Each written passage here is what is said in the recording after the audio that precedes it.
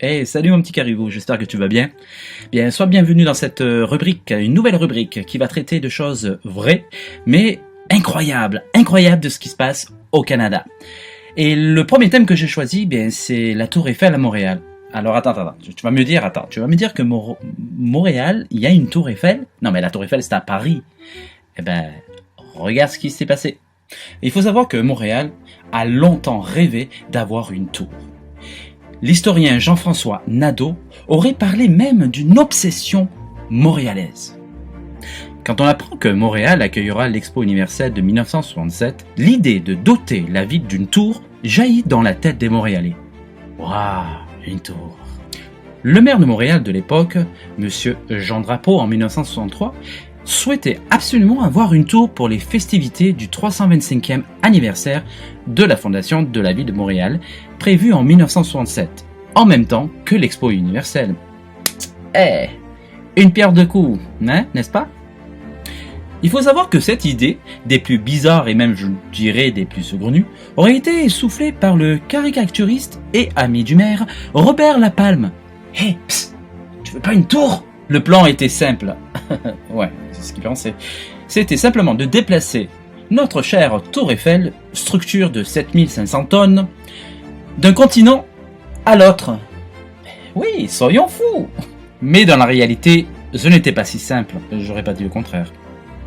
Une idée complètement folle, saugrenue, qui n'avait pas forcément enthousiasmé la ville de Paris. Celle-ci a répondu dans une lettre, gentiment, au maire de Montréal, en expliquant que c'était difficile à réaliser. Qui aurait pensé le contraire? Oui, je sais, t'es curieux, hein, tu voudrais bien savoir ce qui avait été écrit dans cette lettre.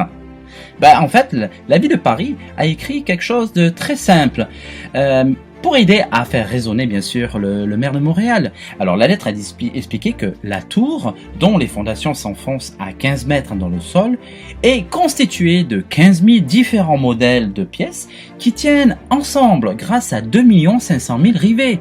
Et qu'il faut aussi, évidemment, ne pas oublier, s'assurer de bien installer les 3 ascenseurs de la Tour Eiffel. Ensuite, ils ont ajouté une évaluation pécuniaire.